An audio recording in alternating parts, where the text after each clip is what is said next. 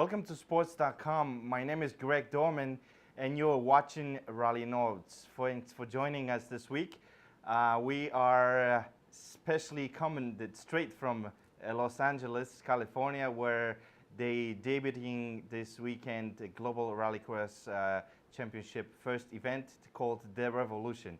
And with us on Skype is 2010 Rally America Rookie of the Year, Joseph Burke. How you doing, Joe? Hey, good, how are you? Good, good. How is the weather in California? It's colder than I thought it would be. It was about 80 degrees when I left Atlanta, so it's about 50 and windy down here. So it looks like it's going to rain tonight and into tomorrow. Well, then it probably is going to make it more difficult and probably more interesting for all the fans out there. What are the preparations right now at Irwindale Toyota Speedway? What's happening? Right now, all the teams are kind of loading in and unpacking the trailers. I think Marcus Gronholm just showed up, and Subaru is they've got a practice set up and a little autocross on the other side of the venue. So seems to be coming together pretty well. Should expect a few more teams later this afternoon. Have you had a chance to sit in the car yet? Have you got any practice? When you're planning to be in a car? Well, we were planning on being in the car for the practice this afternoon, but they canceled the practice because they weren't happy with the way the jump was set up. So I haven't been in the car yet. I've kind of driven around the parking lot, but that's the first I've been in the car since our early exit from 100 Acre last month, sorry. Yeah, what happened there? Is there any changes to the car from where the car came off from 100 Acre Rally? I know you finished like after 2-3 stages. You weren't able to come out of to the start of the Super Special. What's new on the car? What's changed on the car before the Rallycross? We had a big electrical problem at 100 Acre, and it was causing a big misfire. And then that misfire was causing the engine to overheat, and then we were losing sensors left and right. So the guy who runs our car, Adam, from Chicago, he replaced the whole entire wiring harness and the engine bay. So he said everything should be good to go. We've got a new engine, Rallycross spec in there, a new turbo. We put some new brakes on it, and that's about it. The suspension's the same, and everything else is pretty much the same. So we'll see how it goes. Can you tell us a little bit on the numbers on the engine? Do you know the numbers on the engine as far as power and torque? Adam's expecting about 500 horsepower and about 500 foot-pounds, but it hasn't been on the dyno yet, so it's somewhere in the neighborhood of that. But we more went for reliability for this one just to make sure everything kind of checks out, and if we need to, we can turn up the notches a little bit later in the weekend.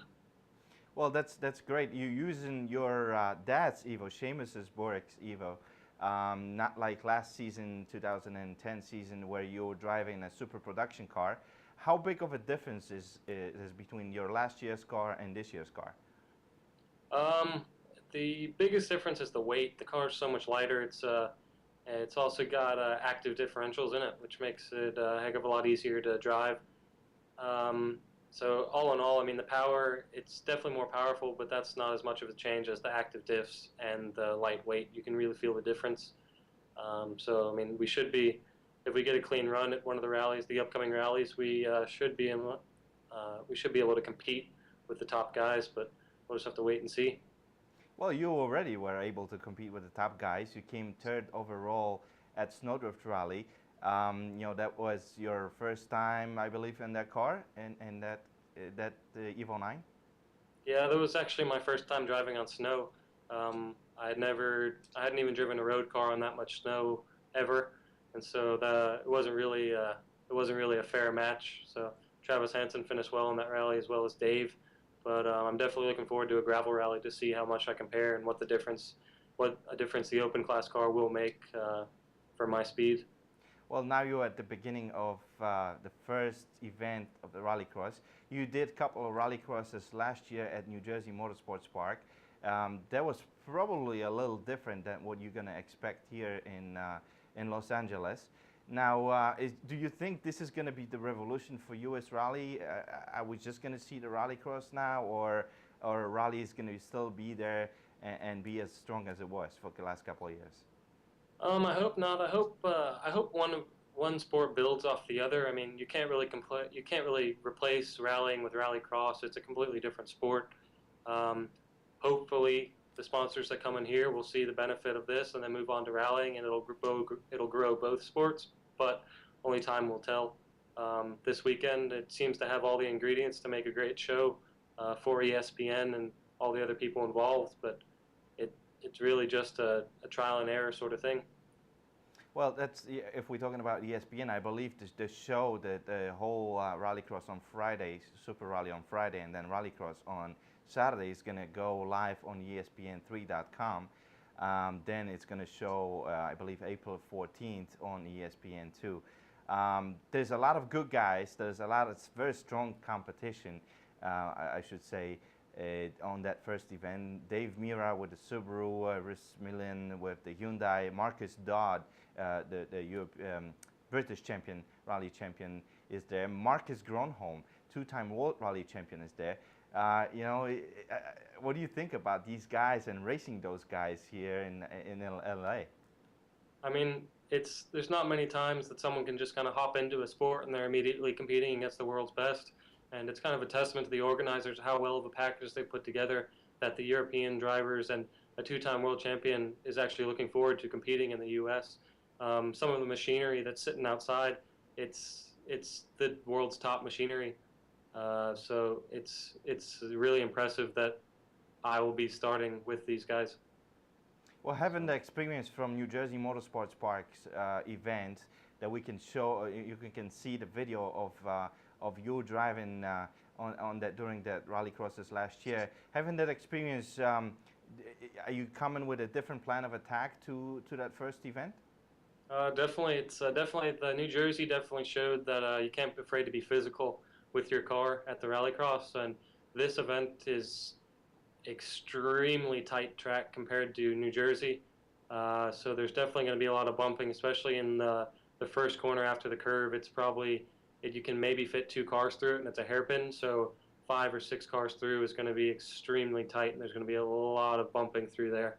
Did you bring a lot of body panels with you? We'll see what Adam has in the truck, but I think we're going to be needing them. Well, like I said, there's a lot of guys, a lot of good cars. Your car is not really specifically built for rallycross, like the other cars of the top guys that are coming, like Tanner's Faust Fiesta, for example, or Rhys Millen's Hyundai, that might have some problems during the beginning stages. They just built the car. They just had a couple of tests before that, and it's like you said, it's gonna be having that experience from New Jersey. It's gonna be a lot different for you, but also like you said, the track is a lot tighter, and might be more difficult for the drivers that never have raced on a tight track like that. Have you met Marcus Gronholm yet? I know you mentioned that he just arrived at the track. Yeah, we actually had a good conversation with him and asked him about Pikes Peak and if he was coming out to do anything else. But he's pretty upbeat about the experience, and he actually brought his son with him, who's 14, I think he said. So it should be a good weekend for him. Now, is this your single rallycross event that you're planning on this year, or you are going all the way and trying to get into X Games? The plan is to try and get into the X Games, but we need some help from sponsorship in order to make it through.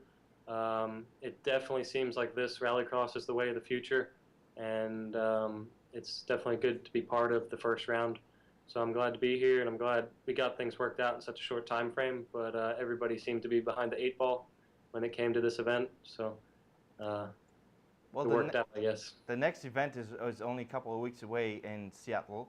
I'm assuming you are going to be there, and in your sponsors that you have with you right now, you have a shout out to your sponsors, Atlanta Active Gear.